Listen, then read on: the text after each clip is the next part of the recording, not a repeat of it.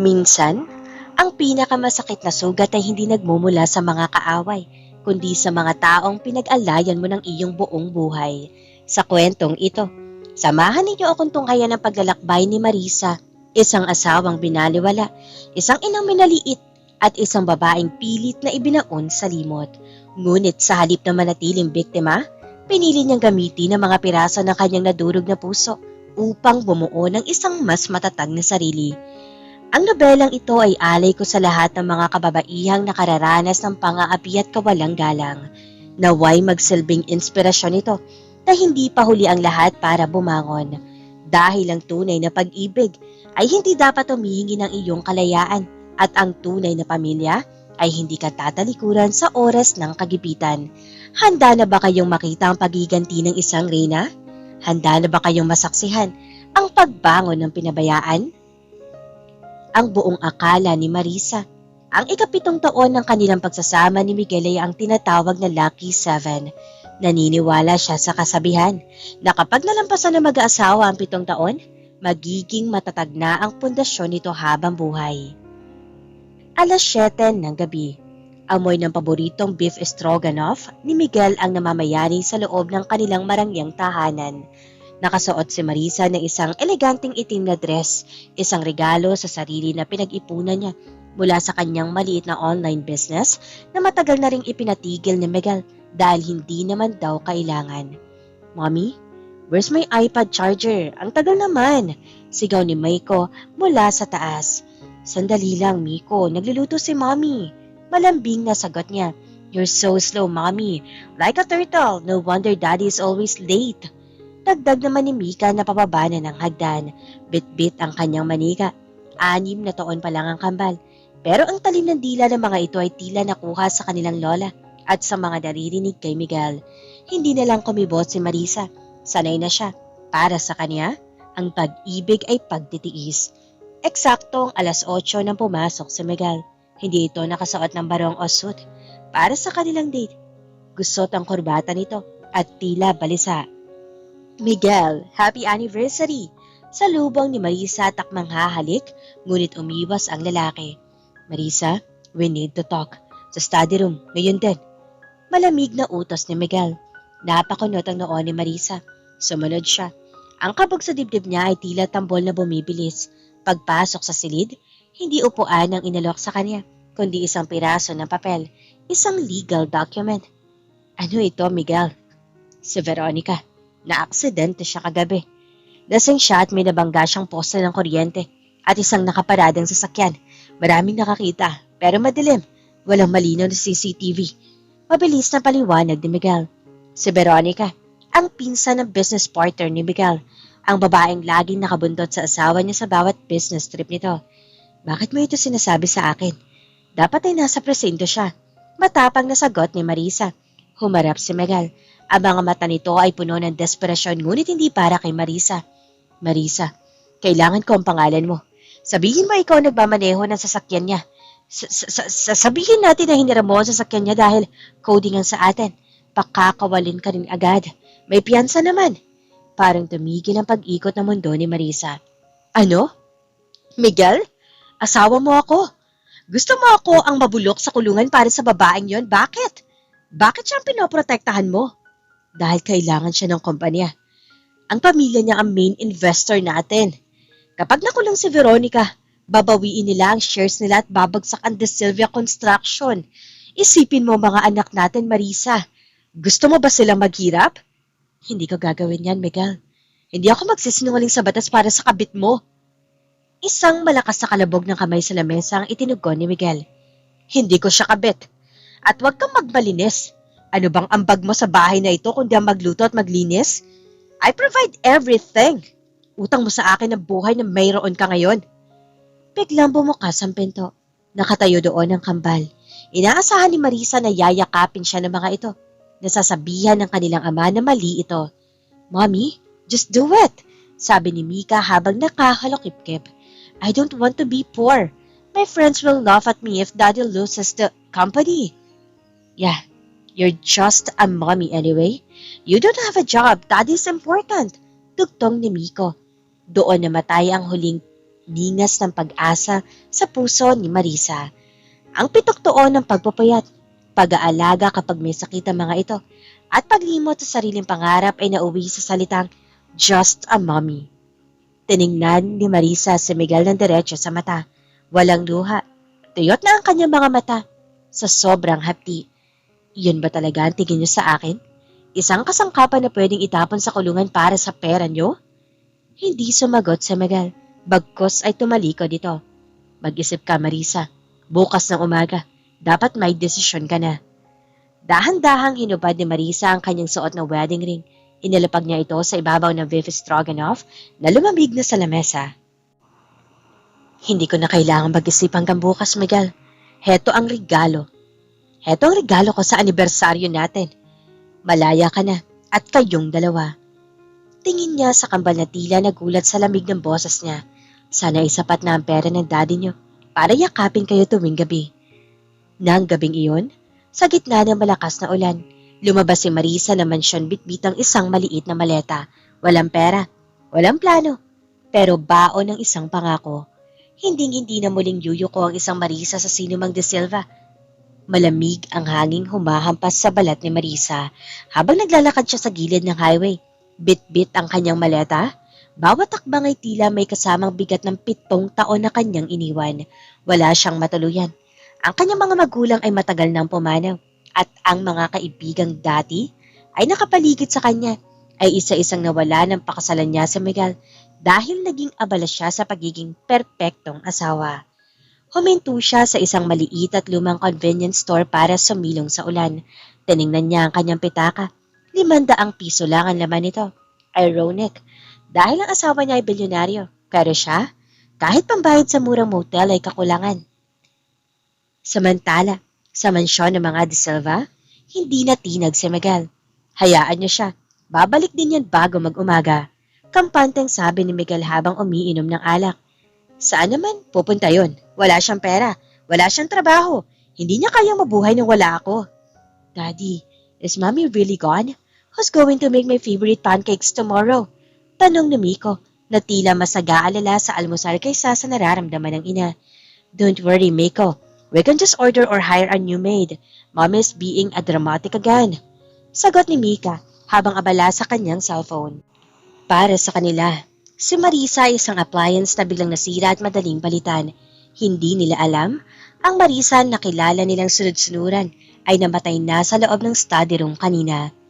Nagpalipas ng gabi si Marisa sa isang terminal ng bus. Doon, sa gitna ng ingay ng mga makina at amoy ng usok, hindi siya umiyak. Sa halip, kinuha niya ang kanyang lumang notebook. Sinimulan niyang isulat ang lahat ng mga bagay na kaya niyang gawin. Writing, storytelling, ang hilig na kinalimutan niya para kay Miguel. Marketing and sales, ang kurso niyang hindi niya natapos. Cooking or catering. Hindi ako mamamatay. Pulong niya sa sarili. Kung nakaya kong pagsilbihan ng 3 taong ito, hindi marunong magpasalamat, makakaya kong pagsilbihan ng sarili ko. Kinaumagahan, nakatanggap siya ng text mula kay Miguel. Miguel, the police are asking for a statement. Come home now, Marisa. Don't make this harder than it is. Veronica is getting anxious. Nanginig ang kamay ni Marisa sa galit. Kahit kailan, hindi siya tinanong ni Miguel kung kumusta siya o kung nasaan siya. Ang iniisip pa rin ito ay ang kaligtasan ni Veronica. Hindi nag-reply si Marisa. Sa halip, tinanggal niya ang SIM card ng kanyang phone at itinapon ito sa basurahan ng terminal. Iyon ang huling koneksyon niya sa pamilya De Silva.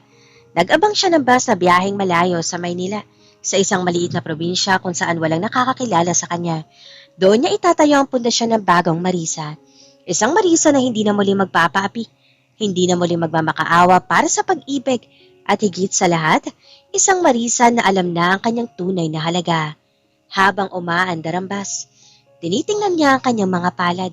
Wala na ang wedding ring, pero may bakas pa rin ang puting balat kung saan ito dating nakasuot. Hihilom din ito. Pangako niya sa kanyang sarili. At pagdating ng araw na magkita tayong muli, Miguel, titiyakin kong ikaw naman ang luluhod sa harap ko. Nagising si Miguel na masama ang timpla. Inaasahan niyang pagbaba niya sa kusina ay maaamoy na niya ang sariwang kape at ang paborito niyang fried rice na luto ni Marisa. Inaasahan niya makikita ang asawa na nakasuot ng apron. Handang humingi ng tawad dahil sa pag-iinarte nito kagabi. Ngunit ang bumungad sa kanya ay ang katahimikan ng bahay. Ang lamesa ay madumi pa rin mula sa naudlot na anibersaryo kagabi. Ang platong may beef stroganoff ay naroon pa rin. At sa gitna nito, nagniningning ang wedding ring ni Marisa na tila isang sumpa. "Marisa, ang kape ko!" Sigaw ni Miguel habang pababa ng hagdan. Walang sumagot. Lumabas ang mga anak nilang sina Mika at Miko, kapagusot ang buhok at nakasimangot. "Daddy, I'm hungry. Bakit wala pang breakfast?" Reklamo ni Miko. "And my uniform isn't pressed. Mommy didn't prepare it." Dagdag ni Mika na tila naiiyak na sa inis. Doon lang unti-unting pumapasok sa isip ni Miguel na seryoso si Marisa. Pero sa halip na mag-alala, nagngit-ngit siya sa galit. Nagagawa na niyang pabayaan ang mga anak niya para lang sa pride niya. Sa loob-loob ni Miguel, kinuha niya ang kanyang telepono at tinawagan si Marisa. "The number you have dialed is incorrect or no longer in service." "Pati ba naman cellphone pinatay?" Asik ni Miguel. Tinawagan niya ang kanyang sekretarya. "Find Marisa. Baka nasa kung sinong kaibigan lang yan. At dalhin niyo rito ang mga katulong mula sa kabilang bahay. Ayusin niyo ang gulo rito." Samantala, matapos ang ilang oras ng biyahe, nakarating si Marisa sa isang tahimik na bayan sa Laguna. Ito ang lugar kung saan lumaki ang kanyang yaya noon na itinuring niyang ina. Isang baliita pa o pahang kwarto ang kinuha niya sa tabi ng isang lokal na palengke. Dito, walang nakakaalam na asawa siya ng isang De Silva. Dito, siya lang si Marisa, isang babaeng nagsisimulang muli. Habang nag-aayos ng gamit, narinig niya ang balita sa isang radyo sa labas. Isang aksidente raw ang kinasangkutan ng isang sikat na modelo at socialite na si Veronica. Ngunit ang sabi sa balita, inaalam pa kung sino ang tunay na nagmamaneho ng sasakyan. Napangiti na mapait si Marisa. "Akala mo siguro, Miguel, ganoon kadali akong paikutin." Kinuha ni Marisa ang kanyang notebook at binuksan ang kanyang laptop na luma na pero gumagana pa. Noon pa man, mahilig siyang magsulat ng mga kwento sa isang online platform.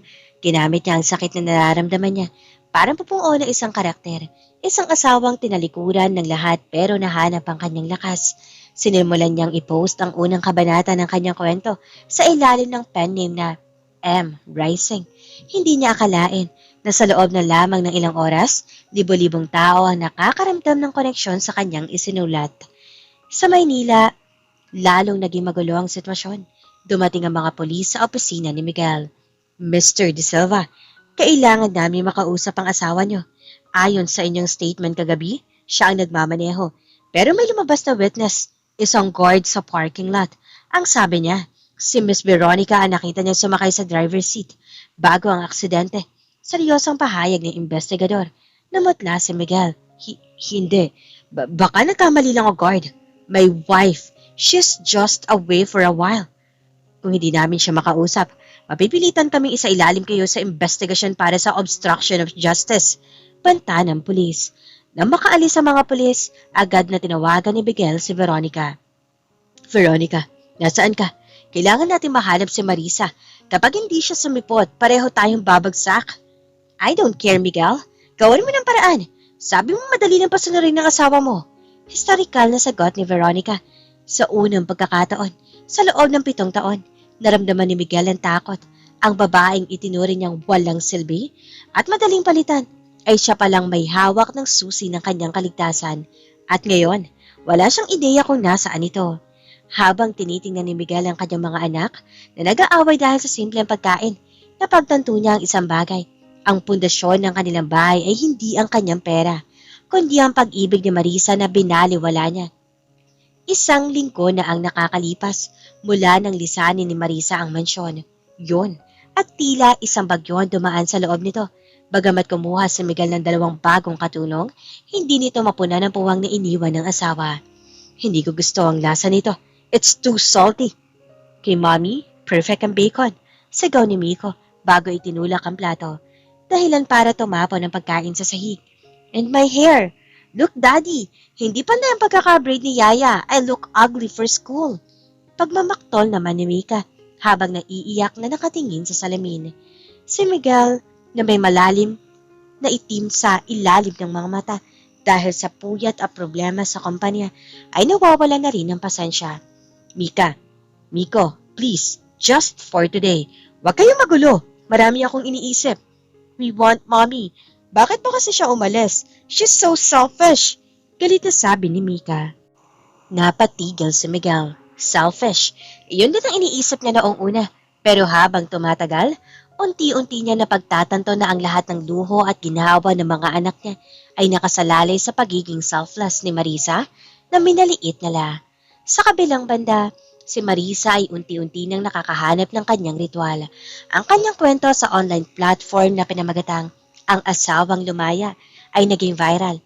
Maraming kababaihan ang humanga sa tapang ng kanyang bida. Hindi nila alam na bawat salitang nakasulat doon ay galing sa sarili niyang sugat. Isang hapon, nakatanggap siya ng email mula sa isang malaking publishing house. Dear Miss M. Rising, we have been following your story and the engagement is phenomenal. We would like to offer you a contract to turn your web novel into a physical book and possibly a digital series. Please let us know if you are interested in a meeting. Napaiyak si Marisa, hindi dahil sa lungkot, kundi dahil sa pag-asa. Sa loob ng 7 taon, ang tanging tawag sa kanya ay asawa ni Miguel o mami ni Mika at Miko. Ngayon, kinikinala siya sa sarili niyang talento. Habang masaya si Marisa, isang malaking dagok naman ang dumating kay Miguel. Isang video ang kumalat sa social media, isang dashcam footage mula sa isang sasakyang nakasunod kay Veronica noong gabi ng aksidente. Malinaw na makikita sa video na si Veronica ang lumabas sa driver's seat. Pasuray-suray at halatang lasing. Kasunod nito ang balitang nag-withdraw ng investment ang pamilya ni Veronica sa De Silva Construction para iligtas ang kanilang sariling pangalan at iniwan si Miguel sa ere. Sir, bumagsak ang stocks natin. Ang mga kliyente, isa-isang nagkakansela ng kontrata dahil sa issue ng obstruction of justice. Ulat ng kanyang sekretarya. Napahawak sa ulo si Miguel. Desperado niyang tinawagan muli ang lumang numero ni Marisa kahit alam niyang hindi ito sasagot. Marisa, nasaan ka na ba? Pulong niya sa kawalan. Sa gitna ng kaguluhan, pumasok ang kambal sa kanyang opisina. Daddy, why is the TV saying you might go to jail? And why is the house so quiet? We miss the smell of mommy's cookies. Tiningnan ni Miguel ang kanyang mga anak. Ang mga batang dati ay mapagmataas, ngayon ay tila mga basang sisiw na natatakot. Noong lang niya na-realize, sinira niya ang pundasyon ng kanyang buhay para sa isang babaeng tinalikuran din siya sa huli. Pinanood niya ang huling post ng paborito niyang writer na si M. Rising na nabasa niya sa internet dahil trending ito. Ang post ay nagsasabing, "The best revenge is not to strike back, but to bloom so beautifully that they realize what they lost while they are busy trampling on you." Hindi alam ni Miguel, ang tinutukoy ng writer na iyon ay siya. 2 taon ang nakalipas. Ang ingay ng mga camera flash at ang bulungan ng mga tao ang bumalot sa grand lobby ng isang sikat na hotel sa Makati.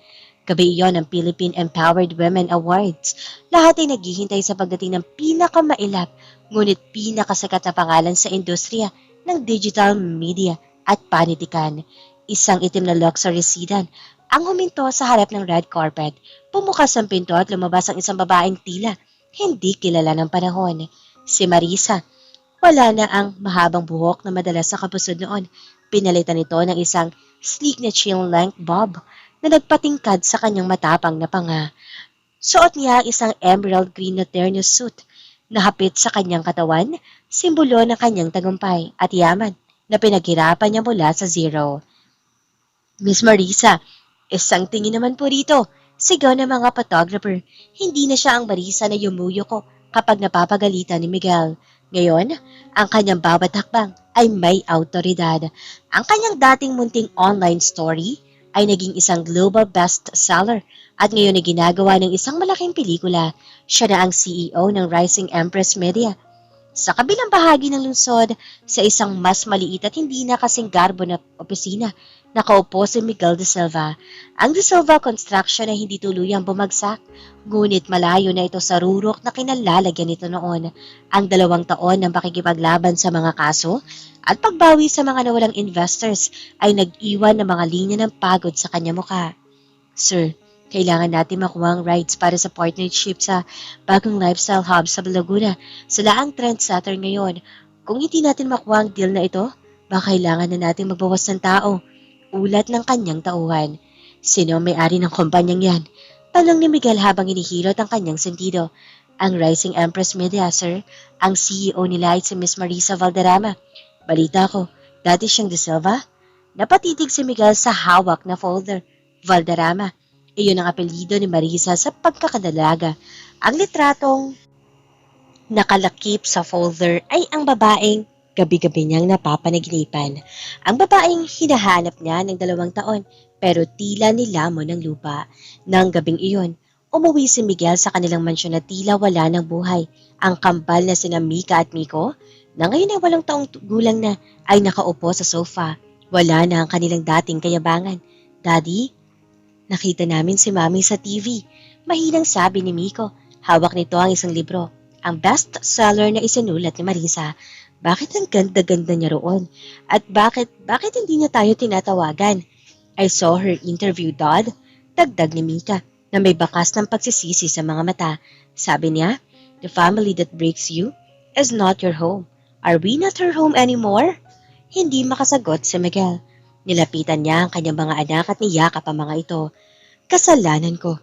Pinabayaan natin siya noong kailangan niya tayo. Can we say sorry, Daddy?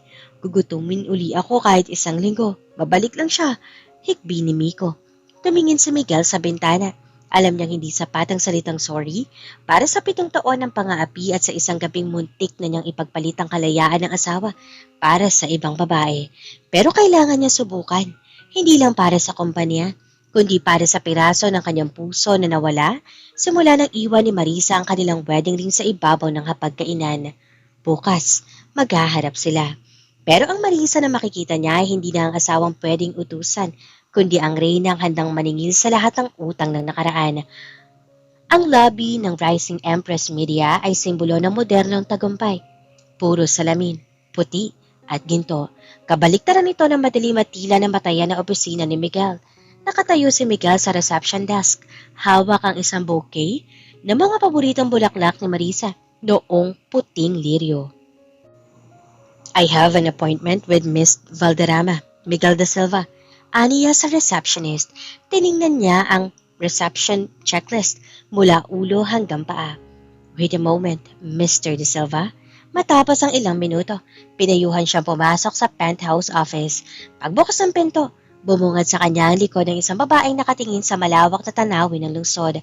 Ang amoy ng mamahaling pabango na malayo sa amoy ng beef stroganoff at sabon na nakagisnan niya ay humahalamuyak sa silid. You have 5 minutes, Mr. De Silva. I have a board meeting at 10. Malamig na sabi ng babae nang hindi lumingon. Marisa, ang boses ni Miguel ay nanginig. Ikaw nga, dahan-dahang humarap si Marisa. Ang kanyang mga mata ay walang bakas ng galit, ngunit wala ring bakas ng pagmamahal. Ito ang mas masakit para kay Miguel, ang kawalan ng pakaramdam. Miss Valderrama, for you. Pagkatama niya habang nauupo sa kanyang swivel chair, I heard your construction firm is bidding for the Laguna project. Straight to the point, Mr. Miguel. Bakit kayo bibigay sa inyo ang kontrata? Ibinaba ni Miguel ang mga bulaklak sa lamesa. Marisa, hindi ako narito para lang sa kontrata. Narito ako dahil 2 taon na kaming hindi mapakali. Ang mga bata, si Mika at Miko, kailangan kanila. Isang mapait na tawa ang kumawala sa mga labi ni Marisa. Kailangan? O kailangan ng tagaluto, tagalaba, at tagaayos ng buhok? Miguel, wag natin gamitin ang mga bata para pagtakpan ng katotohanan. Kailangan mo ang pera ko para isalba ang kumpanya mo. Hindi totoo yan. Nagbago na ako, Marisa. Pinagsisihan ko ang lahat. Si Veronica, wala na siya sa buhay ko. Nakulong siya dahil sa dashcam video na lumabas. Hindi siya nakulong dahil sa dashcam video, Miguel. Putol ni Marisa. Habang tinititigan siya ng diretso, nakulong siya dahil ako nagbayad sa witness para lumitaw. Ako ang nag-finance ng kaso laban sa kanya habang nagtatago ako sa Laguna. Akala mo ba nakuha ko lahat ng ito sa pag-upulang? Natigilan si Miguel. Ang dating waamong asawa ay marunong na rin maglaro ng maruming laro ng mundo. Marisa, please, bigyan mo kami ng pagkakataon. Umuwi ka na. kahit para sa mga bata lang. Tumayo si Marisa at lumapit sa kanya. Mas matangkad siyang tiningnan ngayon dahil sa kanyang heels at kumpiyansa. Umuwi? Miguel, ito ang tahanan ko, ang sarili ko. 7 taon akong naging bilanggo sa mansyon mo.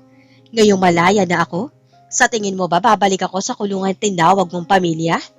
Kinuha ni Marisa ang bouquet ng liryo at itinapon ito sa basurahan sa gilid ng kanyang lamesa. Your 5 minutes are up. Tungkol sa kontrata, ipadala mo ang proposal mo sa assistant ko.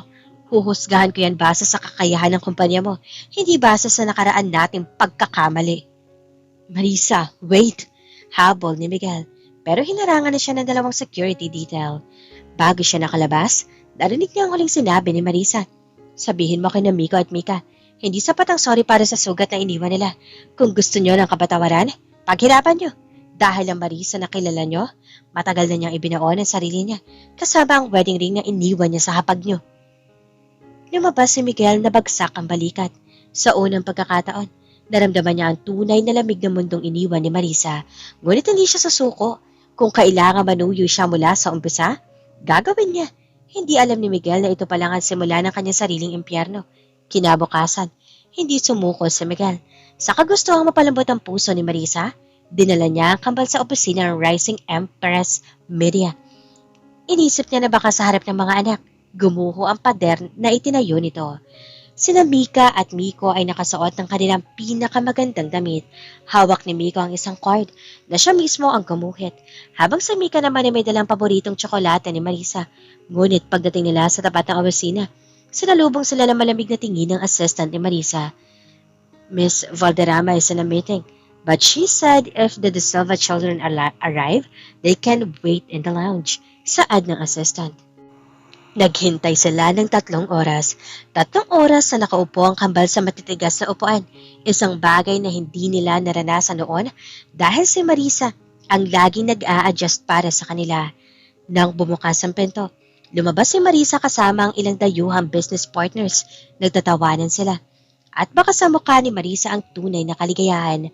Nang makita niya ang mga anak, panandali ang huminto ang kanyang mundo. Pero agad din siyang nakabawi. Mami? Sabay na tumakbo ang kambal para yakapin siya.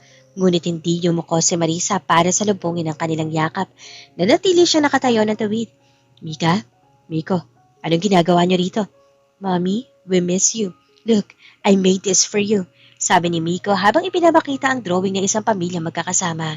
Tinignan ni Marisa ang drawing. Maganda, Miko. Pero bakit ngayon lang? Noong nandoon ako, ang tanging iginuguhit mo ay ang mga gamit na gusto mong ipabili sa akin. Napatigil ang bata. Si Mika naman ay sumingit. Mommy, please come home. Ang pangit ang luto ng mga maids. No one brushes my hair like you do. I'm sorry for being mean before. Dito na hindi nakatiis si Marisa. Bahagya siyang lumingon sa kanyang assistant. Can you give us a minute? Nang makaalis ang iba? Tinignan niya ang 2 bata ng diretso sa mata. Mika? Miko, hindi kayo nagsisisi dahil nasaktan niyo ako. Nagsisisi kayo dahil wala na ang taong gumagawa ng lahat para sa inyo. You don't miss me. You miss the service I provided. That's not true, Mommy. Iyak ni Mika. Talaga?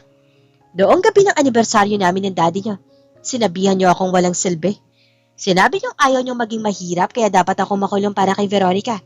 Ngayon, dahil ako na ang mayaman at si Veronica nasa kulungan, bigla niyo akong naging mommy uli? Ang bawat salita ni Marisa ay parang sampal sa 2 bata. Si Miguel, na nakatayo sa di kalayuan, ay hindi makakibo. Huwag kayong umiyak sa harap ko. Para makuha ang gusto niyo, ipinamukha niyo sa akin noon na ang halaga ko ay base lang sa pera at pakinabang. Ngayong wala na kayo mapapala sa akin, tanggapin niyo ang bunga ng itinanim niyo. Marisa, sobra naman yata yan. Bata lang sila. Singit ni Miguel. Bata sila, Miguel. Pero ikaw nagturo sa kanila kung paano ako tratuhin na parang basahan. Ngayon, trinato ko sila bilang mga tao na may pananagutan sa kanilang salita. Sasabihin mo, sobra? Kinuha ni Marisa ang drawing ni Miko at paingat itong inilapag sa lamesa. Hindi itinapon pero hindi rin itinago. Umuwi na kayo. May trabaho pa ako. At Miguel, wag mo na silang dalhin dito uli. Hindi ko ginagamit ang mga anak ko para sa emosyonal na blackmail. At wag mo rin gawin yan sa kanila. Habang papalabas ang mag-aama, narinig ni Marisa ang hagulgol ni Miko. Kumirot ang kanyang puso dahil sa dulo ng lahat. Siya pa rin ang nagluwal sa mga ito. Pero alam niyang kapag bumigay siya ngayon, ituturo lang niya sa kanila ang pwedeng manakit ng tao at humingi lang ng tawad kapag kailangan na uli ang tulong nito. Huminga na malalim si Marisa at bumalik sa kanyang mesa. Ang sugat ng nakaraan ay hindi hilom ng isang sorry. Kailangan nilang maramdaman ang lamig ng mundong itinuturing nilang basura noon. Sa kabila ng tagumpay ni Marisa, may isang anino pa rin na nakaraan na pilit kumakawala sa rehas, si Veronica. Ang babaeng naging dahilan ng pagkawasak ng pamilya de Silva ay hindi basta-basta susuko. Bagaman, nasa loob ng kulungan, ang kanyang pamilya ay may sapat pa ring impluwensya para gumawa ng ingay. Isang umaga, naging laman ng mga tabloid at social media ang isang eksklusibong panayam sa kampo ni Veronica.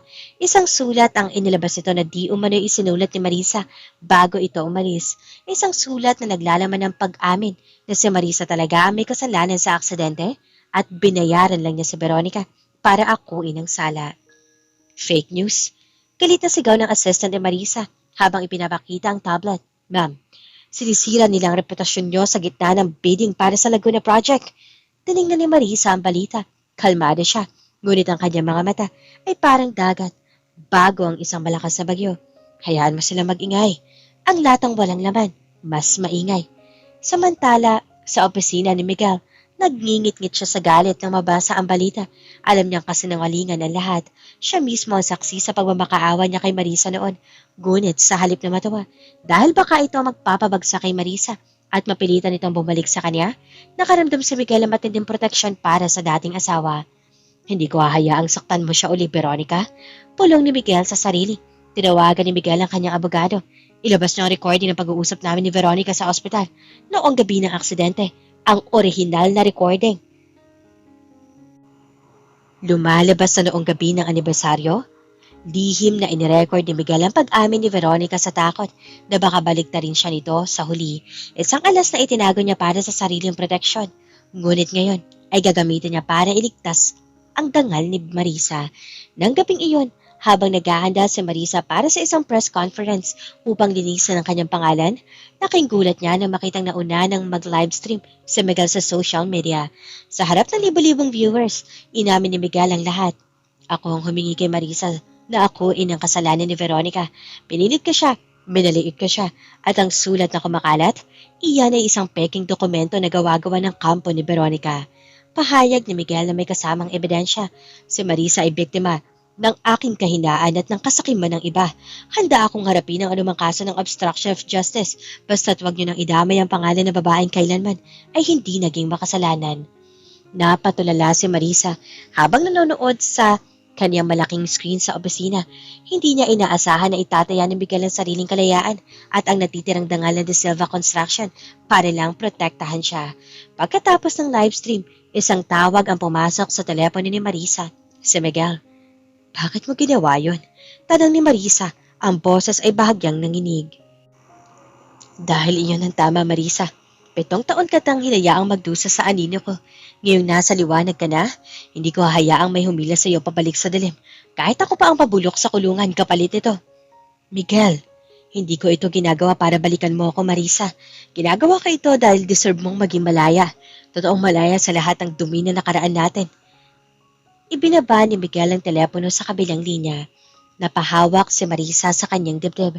Sa unang pagkakataon sa loob ng 2 taon, naramdaman niya ang isang pader sa kanyang puso na bahagya nagkaroon ng lamat. Ngunit sapat na ba ang isang sakripisyo para burahin ang 7 taon ng paghihinagpis?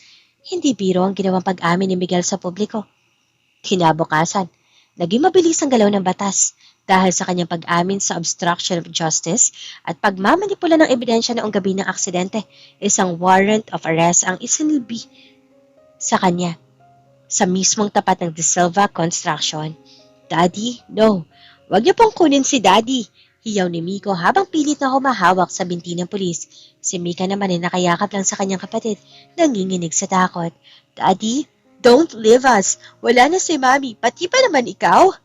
Tumingin si Miguel sa kanyang mga anak. May pait sa kanyang mga mata pero may kapayapaan sa kanyang puso.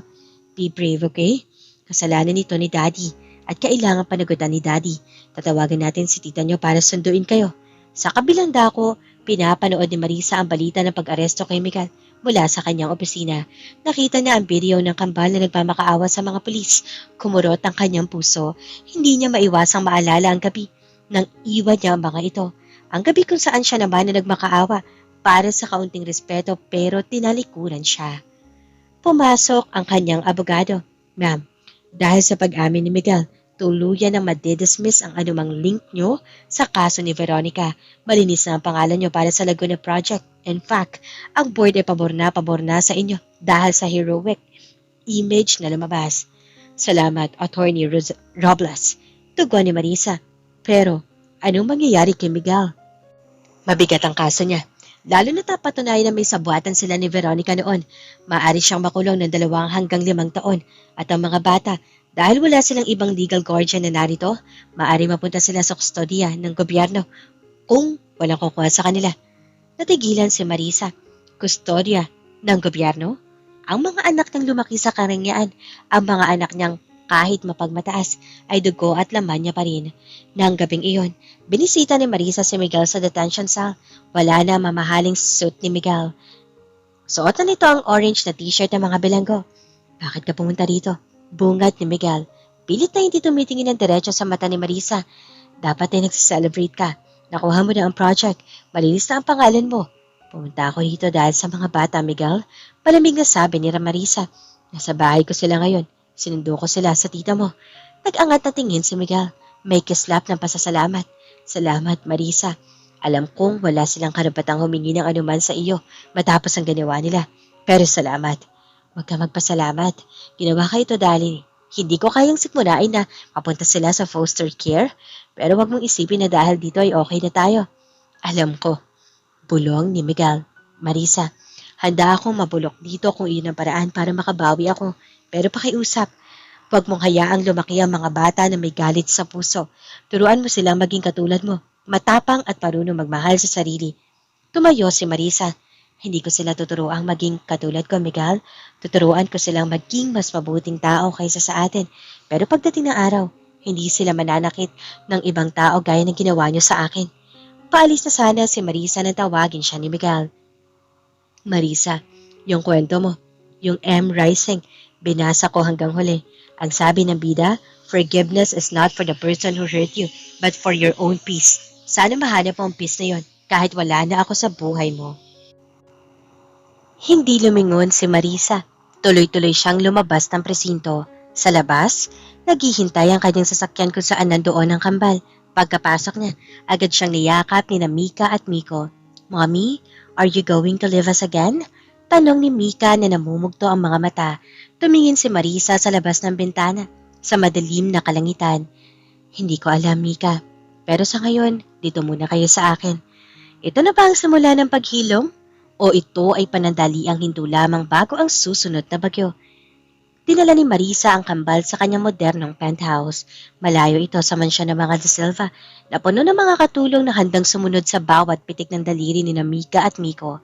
Dito, ang disenyo ay minimalist, malinis, maliwanag at disiplinado. Where are the maids, Mommy? Who will carry our bags? Tanong ni Miko habang nakatingin sa kanyang maleta sa gitna ng sala. Tiningnan siya ni Marisa habang naghuhubad ng kanyang blazer. Sa bahay na ito, Miko, walang maids para sa inyo. May dumarating na cleaning service tuwing umaga para sa mga common areas. Pero ang kwarto nyo at ang mga gamit nyo, responsibilidad nyo yan. But Mommy, I don't know how to fix my bed. Reklamo ni Mika. Then, it's time to learn. Maikling sagot ni Marisa. May pagkain sa ref. Kung gusto nyo ng mainit na meal, tuturuan ko kayong gumamit ng microwave o stove. Kung hindi nyo gagawin, magugutom kayo. Nagkatinginan ng kambal. Ramdam nila ang lamig sa boses ng kanilang ina. Hindi ito ang mami na susuyuin sila kapag nagtatantrum sila. Ito ay isang CEO na nagpapatakbo ng sariling buhay. Lumipas ang unang linggo. Noong una, nagrebelde ang kambal. Nagkalat sila ng laruan at tumangging kumain. Sa pag-aakalang susuko si Marisa at ibabalik ang dati nilang luho. Ngunit hindi sila pinansin ni Marisa. Kumakain siya ng mag-isa. Nagtatrabaho sa kanyang library at lumalabas para sa mga business meetings nang hindi sila kinakamusta. Isang gabi, Pumasok si Mika sa library ni Marisa. Umiiyak ito. Mommy, I'm so sorry. Hindi ko na po kaya. Gutom na ako at ang gulo-gulo na ng kwarto ko. Miss ko na po yung dati. Ibinaba ni Marisa ang kanyang baso ng wine at tinignan ng anak. Mika, ang dati na tinutukoy mo ay ang panahong alipin niyo ako. Hindi na babalik ang panahong yon. Kung gusto niyo ng kalinga sa bahay na ito, dapat ay matuto kayong rumespeto. Hindi ako ang inyong katulong. Ako ang inyong ina. Lumapit si Miko at niyakap sa binti si Marisa. Mommy, we promise to be good. We will help.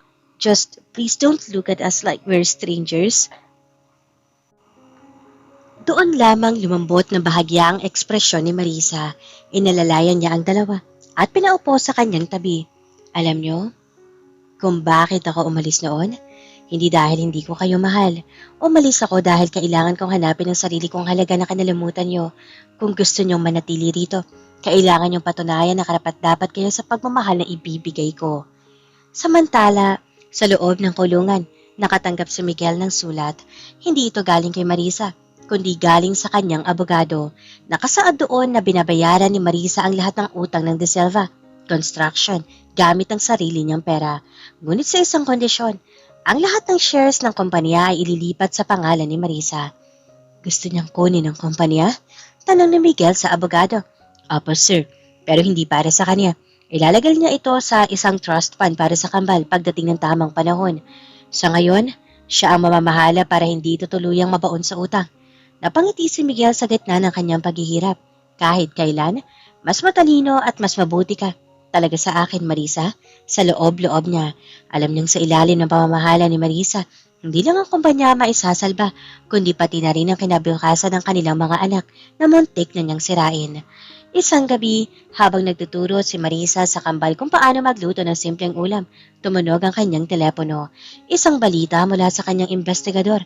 Si Veronica ay nagtangkang magpakamatay sa loob ng selda matapos malaman na wala na siyang kakampi. Tiningnan ni Marisa ang kanyang mga anak na masayang nagtatawanan habang naghihiwa ng gulay. Ang mapait na kahapon ay unti-unti nang natatabunan ng bagong alaala. Pero ang tanong, nananatili sa kanyang isipan, kapag nakalabas na si Miguel, may puwang pa ba ang isang tulad nito sa buhay na pinuo niya ng mag-isa? Sa loob ng penthouse ni Marisa, unti-unti nang nagbabago ang ihip ng hangin. Wala na mga sigawan ng pagmamakton. Ngunit sa likod ng katahimikan ni Mika at Miko, may isang malalim na sugat na hindi kayang gamutin ng simpleng pagsunod sa gawaing bahay. Isang gabi, habang nag-aayos ng gamit si Marisa para sa kanilang business trip sa Laguna, napansin niyang hindi lumalabas ang kwarto ang kambal para sa hapunan. Pagpasok niya sa silid ng mga ito, nakita niya si Mika na yakap ang isang lumang litrato. Ang litrato noong 3 kaarawan nila kung saan buo pa silang nakangiti. Mami? Tawag ni Miko. Ang boses ay paos sa pag-iyak. Bakit po sa mga kwento niyo sa internet, ang bilis magpatawad ng mga bida? Bakit po sa totoong buhay, parang ang layo-layo niyo rin para sa amin? Naupo si Marisa sa gilid ng kama. Pinagmasdan niya ang kanyang mga anak. Ang mga mukhang dati ay puno ng kayabangan, ngayon ay puno ng pangungulila. Dahil ang mga kwento ay sinusulat para sa isang magandang ending, Miko. Pero sa totoong buhay, ang tiwala ay parang isang kristal na florera. Kapag nabasag, pwedeng idikit ulit. Pero mananatili ang makalapat. Mahinahong sagot ni Marisa. Mommy, we saw your old journals. Pagtatapat ni Mika habang inilalabas ang isang maliit na notebook na nakita nila sa ilalim ng cabinet. Nakita namin yung mga sinulat niyo noon. Yung mga gabi na umiiyak kayo dahil sinabihan namin kayong yaya lang namin kayo. Mommy, we're monsters. We hurt you so much. Humagulgol na ang dalawang bata. Doon naramdaman ni Marisa ang tunay na pagsisisi ng kambal. Hindi na ito dahil sa gutom o dahil sa walang silang tagasilbi. Nagsisisi sila dahil napagtanto nila ang bigat ng sakit na ibinigay nila sa kaisa-isang taong nagmahal sa kanila ng tunay. Hindi kayo monsters, sabi ni Marisa habang hinahaplos ang buhok ng dalawa. Mga bata lang kayo na nabulag ng maling sistema. Pero ang sugat niyo ay sugat ko rin. Kailangan natin paghirapan ang paghilom nito na magkakasama. Samantala, dumabas ang desisyon ng korte para kay Miguel. dahil sa pakikipagtulungan nito sa kaso laban sa pamilya ni Veronica at sa pag-amin sa sariling pagkakamali, binigyan siya ng mas maikling sentensya na maaaring mauwi sa probation o community service dahil sa kawalan ng matibay na criminal record bago ang insidente. Nang mabalitaan ito ni Marisa, hindi siya nagalit. Sa halip, nakaramdam siya ng isang uri ng kaginhawaan, hindi dahil gusto niyang balikan si Miguel, kundi dahil alam niyang kailangan ng mga anak niya ang isang amang nagbayad sa kanyang utang sa batas. Isang araw, dinala ni Marisa ang kambal sa isang orphanage na kanyang tinutulungan gamit ang kinikita ng kanyang mga libro. "Bakit tayo narito, Mommy?" tanong ni Mika. "Gusto kong makita nyo ang mga batang walang ina at walang ama, mga batang kahit anong galing sa eskwelahan, walang magulang na magsasabi sa kanila ng proud ako sa iyo. Gusto kong matutunan nyo ang pagpapahalaga habang narito pa ang mga tao sa paligid nyo." Paliwanag ni Marisa.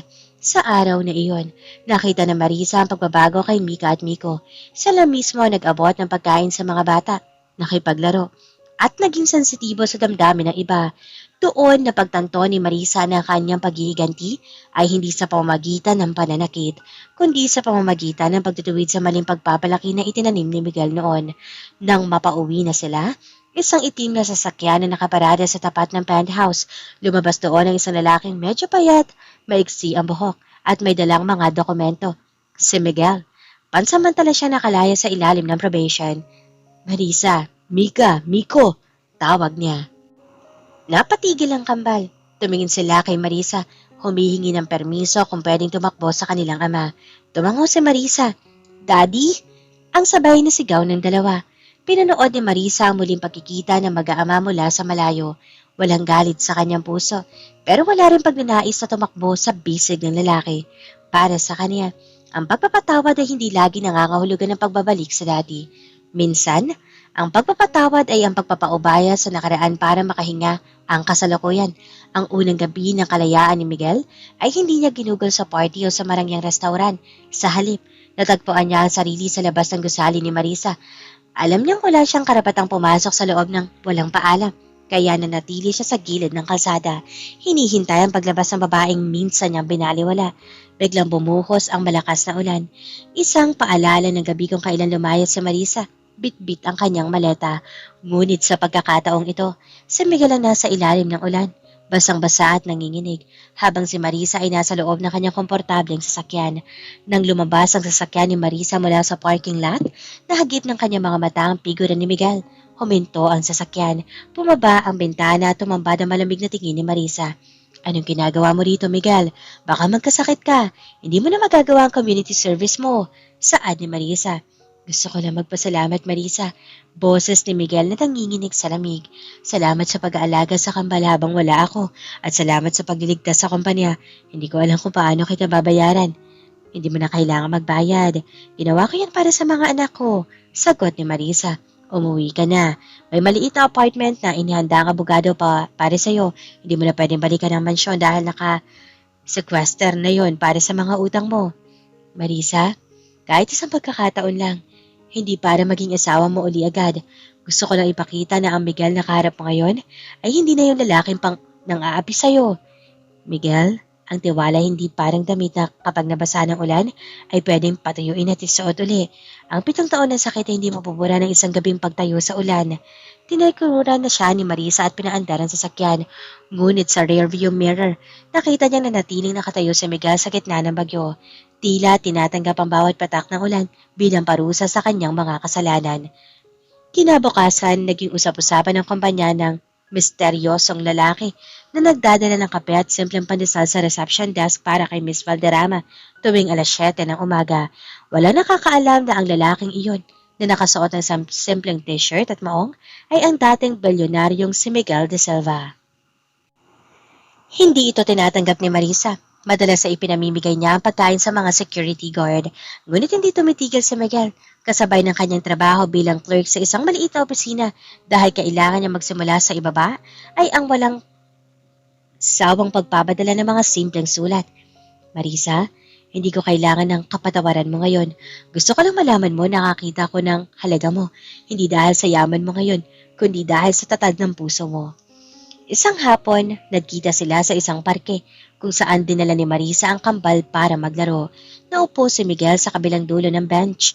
"Daddy, look at my drawing," sigaw ni Miko. Lumapit si Miguel at nakiupo na may pag-aalinlangan.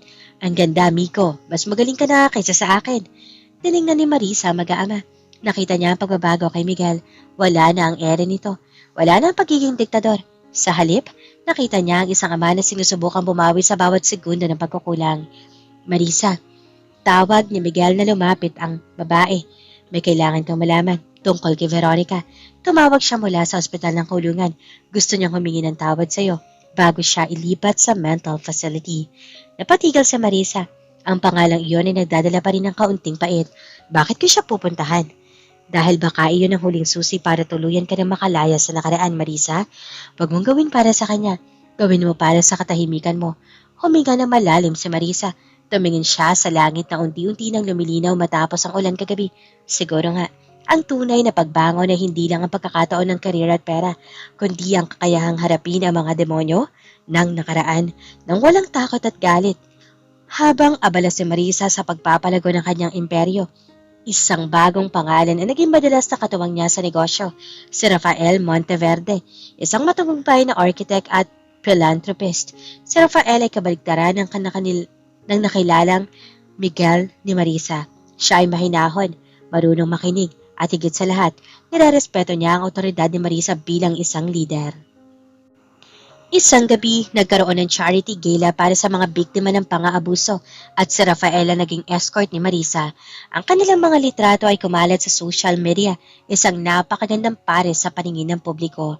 Nakarating ang balitang ito kay Miguel habang naglilinis siya ng mga kagamitan sa construction site na pinagtatrabahuhan niya bilang bahagi ng kanyang probation. Masakit para sa kanya na makita si Marisa na nakangiti sa piling ng ibang lalaki. Isang ngiting dati ay kanya lang inilalaan pero binaliwala niya. "Sir Miguel, mukhang may karibal na kayo." Biro ng isa sa mga trabahador na nakakilala sa kanya. Hindi sumagot si Miguel. Humigpit ang kanyang hawak sa kanyang pala. Alam niyang wala siyang karapatang magselos, pero ang selos ay isang emosyong hindi napipigilan ng lohika. Nang gabing iyon, sinundo ni Miguel ang kambal mula sa penthouse ni Marisa para sa kanilang itinakdang visitation day. Naabutan niya si Rafael sa loob, kasama ang kambal at si Marisa. Nagtatawaran sila habang naglalaro ng board game. "Daddy!" sigaw ni Miko. Ngunit hindi ito lumapit agad dahil abala sa pagpapakita kay Rafael ng kanyang bagong laro. "Oh, Miguel, you're here!"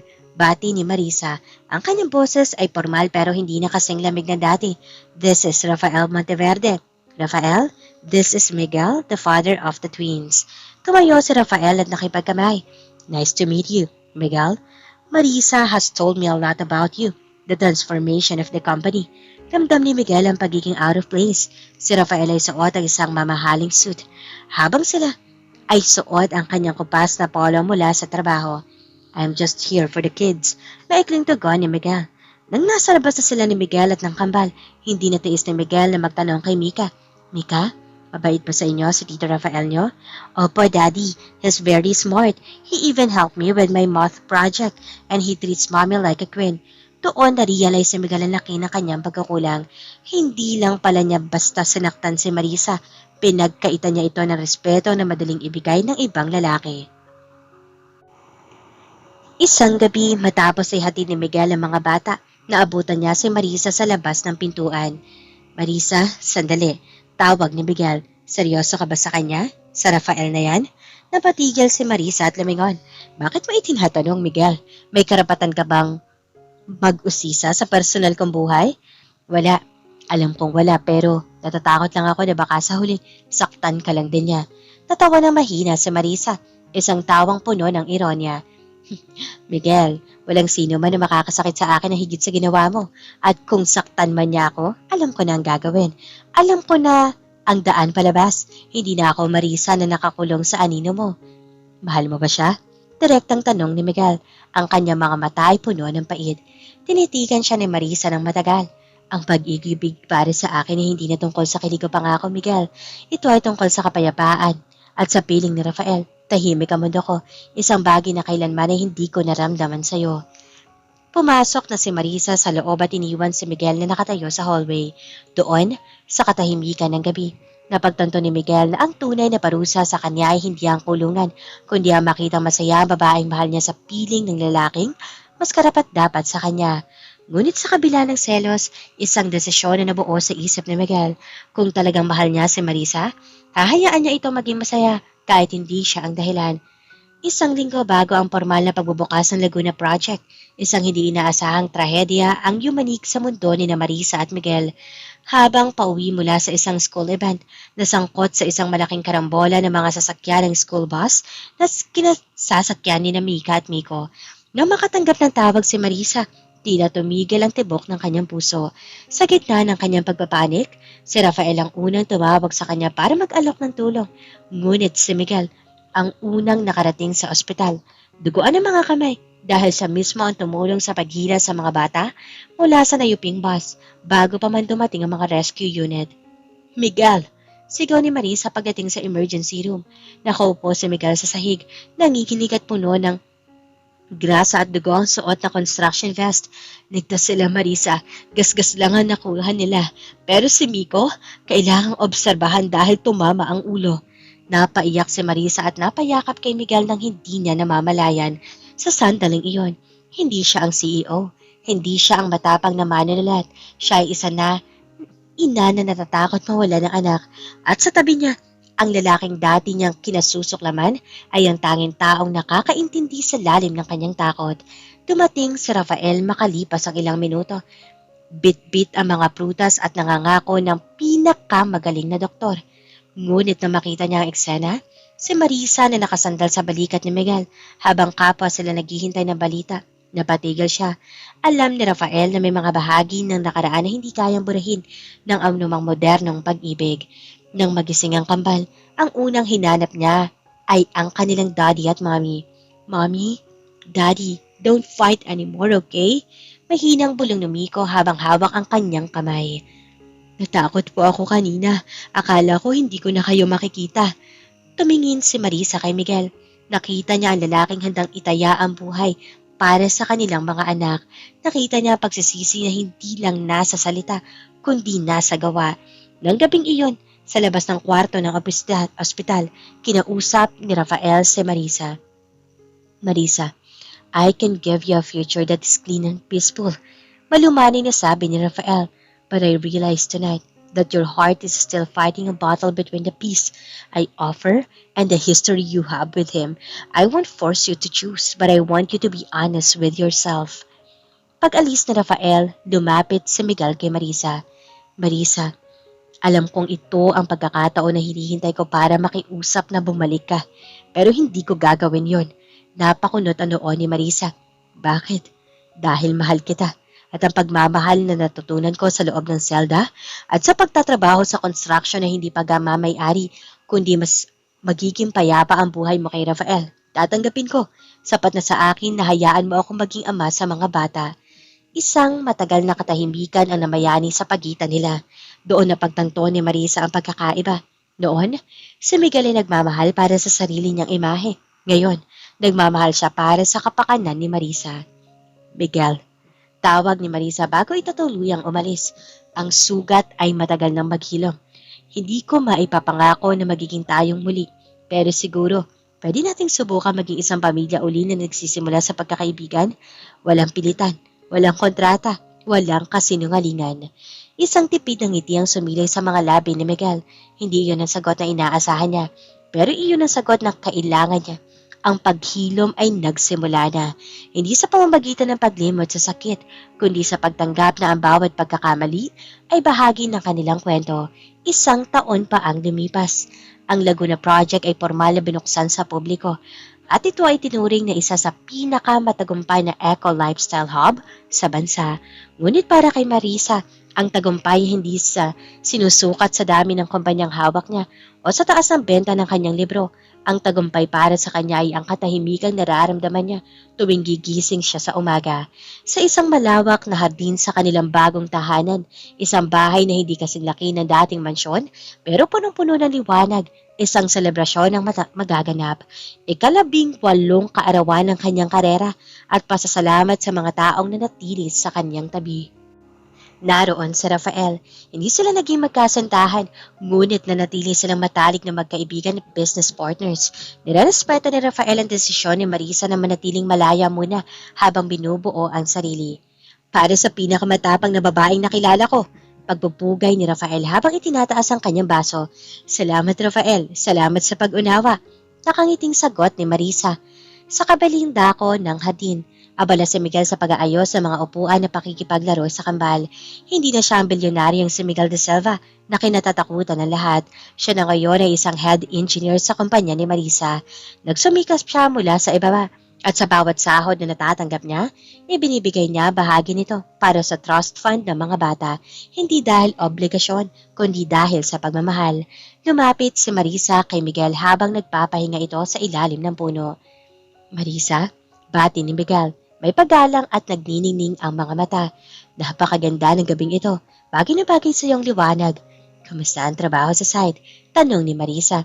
Ayos naman, mahirap, pero masarap sa pakiramdam na nakatayo ako sa sarili kong mga paa nang walang dinadaya o inaaping tao. Sagot ni Miguel.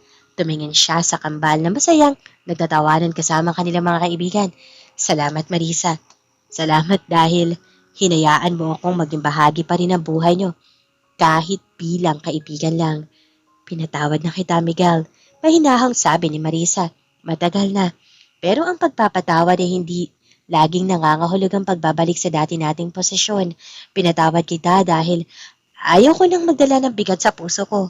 Pero ang Marisa na asawa mo noon ay wala na. Ang Marisa na kaharap mo ngayon ay ang babaeng nagmamahal sa kanyang sarili ng higit sa sinumang lalaki. Tumango si Miguel. May pait ngunit may pagtanggap. At iyan ang pinakamagandang bersyon mo. At kontento na ako na makita kang ganyan mula sa malayo. Nang lumalim ang gabi, kinuha ni Marisa ang kanyang notebook at isinulat ang huling mga salita para sa kanyang bagong nobela. Ang pag-alis ay hindi palaging tanda ng kahinaan. Minsan, ito ang pinakamataas na anyo ng katapangan, hindi sapat ang 7 taon o kahit 7 dekada para maipakita ang halaga mo sa taong ayaw kang pahalagahan. Ang halaga ng isang babae ay hindi nakadepende sa apelyido ng kanyang asawa, sa yaman ng kanyang pamilya, o sa pagsunod sa mga anak. Ang kanyang tunay na halaga ay nagmumula sa kanyang kakayahang bumangon mula sa abo, hilumin ang sariling sugat, at piliin ang kanyang sarili sa tuwing sinusubukan siyang burahin ng mundo. Isinara ni Marisa ang notebook. Tumingin siya sa kalangitan na puno ng bituin. Wala na ang galit. Wala na ang sakit. Ang tanging natira ay ang babaeng palaban, ang inang mapagmahal at ang reynang may sariling korona. Siya si Marisa Valderrama. Ganap ng malaya, ganap ng buo. 10 taon ang mabilis na lumipas.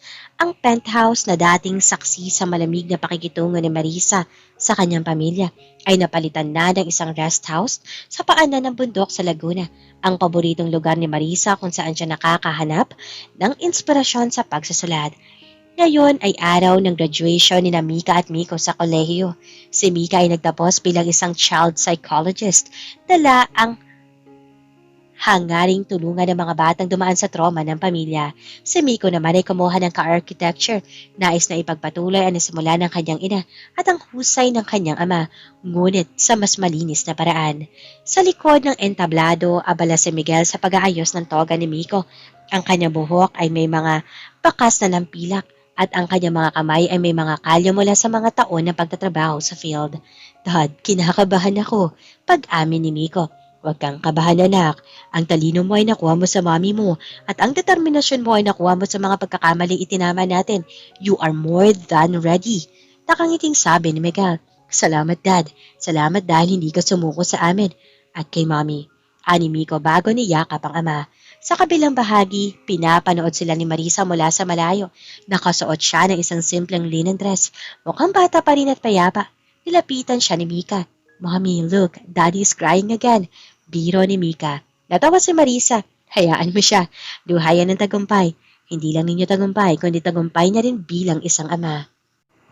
Matapos ang seremonya, nagkaroon ng isang maliit na salusalo sa rest house. Hindi magarbo. Tanging mga malalapit na kaibigan lang gaya ni Rafael at ilang mga tauhan sa kumpanya ang naroon. habang ang lahat ay abala sa pakikipagkwentuhan. Lumabas si Marisa sa balkonahe para panoorin ang paglubog ng araw. Naramdaman niya ang presensya ng isang tao sa kanyang likuran, si Miguel. Isang matagumpay na misyon, Marisa, mahinang sabi ni Miguel.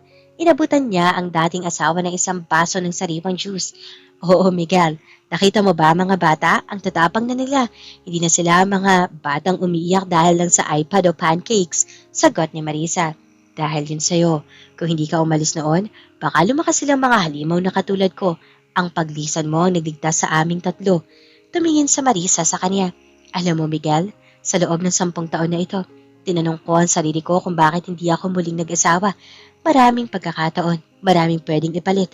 Napatitig si Miguel. Tila kinakabahan sa sasabihin ni Marisa. Napagtanto ko na mas mahal ko ang kalayaang ito. Pero natutuwa ako na ikaw ang naging katuwang ko sa pagpapalaki sa kanila sa ikalawang pagkakataon. Hindi tayo naging mag-asawa uli sa papel. Pero ang naging matatag tayong magulang at sapat na yon. Inalabas ni Miguel ang isang maliit na kahon mula sa kanyang bulsa. Hindi ito singsing. Isa itong susi. Ano ito? Tanong ni Marisa. Iyan ang susi ng lumang mansyon sa Maynila. Nabili ko na itong muli, Marisa, pero hindi ko iyon kinuha para sa akin. Ipinangalan ko iyon sa isang foundation ng Marisa's Haven. Para sa mga kababaihang walang mapuntahan kapag iniwan sila ng kanilang mga asawa. Gusto kong ang lugar kung saan ka nahirapan ay maging lugar kung saan ang ibang babae ay makakahanap ng lakas. Napahawak si Marisa sa kanyang bibig. Ang duhang matagal na niyang pinigilan ay muling pumatak. Ngunit ngayon, ito ay luha ng ganap na kapatawaran. Salamat, Miguel. Iyan ang pinakamagandang regalo na natanggap ko. Walang anuman, Marisa. Ito ang huling kabanata ng pagbabayad puri ko. Mula ngayon, wala na akong utang sa iyo, ha? Kundi ang patuloy na rumispeto at humanga sa malayo. Nagkamay ang dalawa. Isang hawak na hindi na puno ng pagnanasa, kundi ng wagas na paggalang. Sa ilalim na nag-aapoy na langit na Laguna, ang pamilyang minsang winasak ng kabit, pera at pride ay tuluyan na nabuo muli. Hindi sa paraang idinidikta ng tradisyon, kundi sa paraang idinidikta ng tunay na pagmamahal at paghilom. Ang kwento ni Marisa ay natapos na, ngunit ang kanyang pamana ay magpapatuloy sa bawat babaeng muling matututong mahalin ang kanyang sarili. Lumipas ang 1 pang taon, matapos ang graduation ng kambal, ang Marisa's Haven ay naging isang matagumpay ng institusyon at doon madalas matagpuan si Miguel, tumutulong sa maintenance at pamamahala ng gusali na walang hinihinging sahod. Isang gabi, matapos ang isang fundraising event para sa foundation, naiwang mag-isa sina Marisa at Miguel sa rooftop ng gusali. Malayo ang tingin ni Marisa sa abalang syudad ng Maynila. Marisa, tawag ni Miguel. Lumapit siya, ngunit may sapat pa ang distansya. Bilang tanda ng respeto. May gusto sana akong itanong. Matagal ko na itong pinag-iisipan. Lumingon si Marisa. Ang mga mata niya ay payapa. Ano yun, Miguel?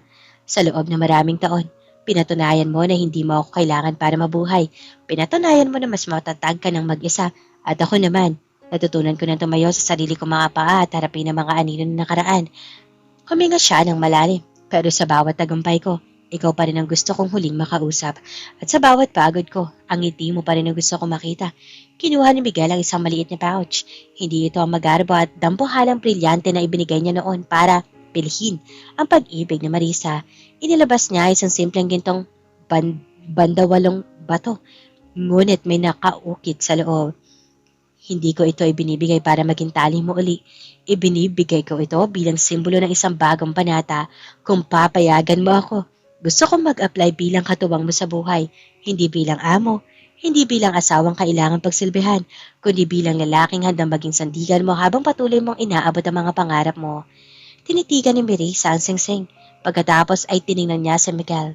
Ang lalaking hindi niya kinatatakutan, kundi ang lalaking kasama niyang nagpalaki sa kanilang mga anak sa gitna ng unos.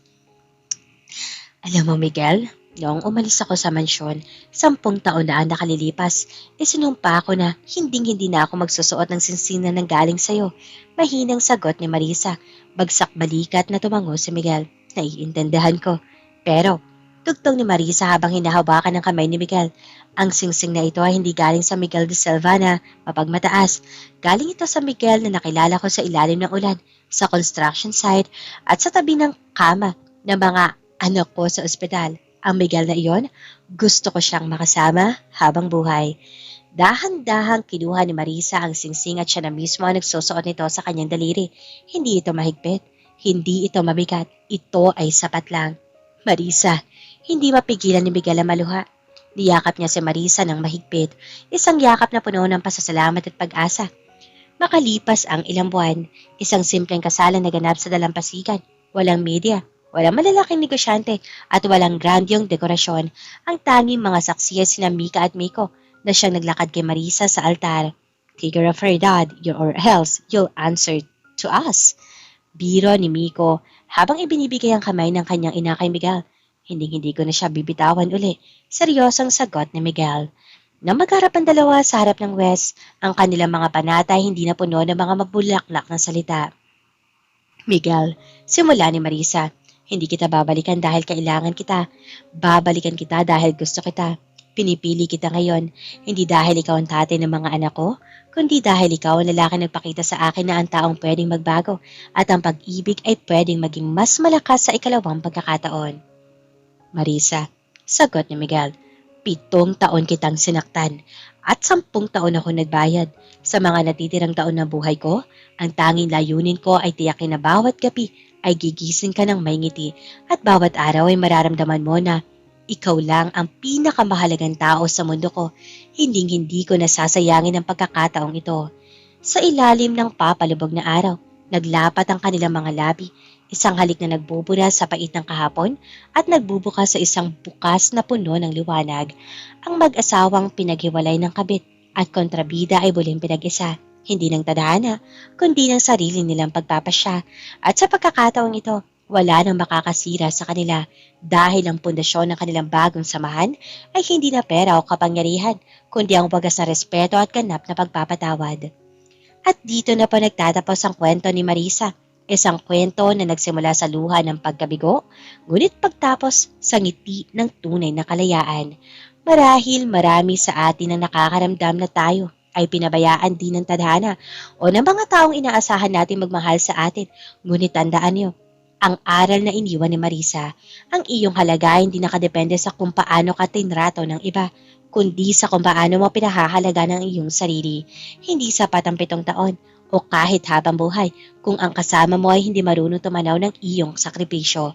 Huwag kang matakot lumisan kung ang kapalit ng iyong pananatili ay ang iyong pagkatao dahil gaya ni Marisa, may naghihintay na mas maliwanag na bukas sa sandaling piliin mo ang iyong sarili. Sa bawat Marisa na nakikinig o nagbabasa ngayon, huwag mong hayaang manatiling durog ang iyong puso. Gamitin mo ang bawat piraso nito upang itayo ang iyong sariling imperyo. Pumangon ka dahil ikaw ay mahalaga. Ikaw ay matapang. At ikaw ay karapat-dapat sa isang pag-ibig na may kasamang respeto. Maraming salamat sa pagsama sa akin sa bawat kabanata ng kwentong ito. Naway baunin ninyo ang tapang ni Marisa sa inyong sariling mga laban sa buhay. Hanggang sa muli nating pagkukwentuhan, ako ang inyong storyteller. Nagpapaalala na sa bawat pagtatapos ay mas magandang simula. Paalam at hanggang sa muli.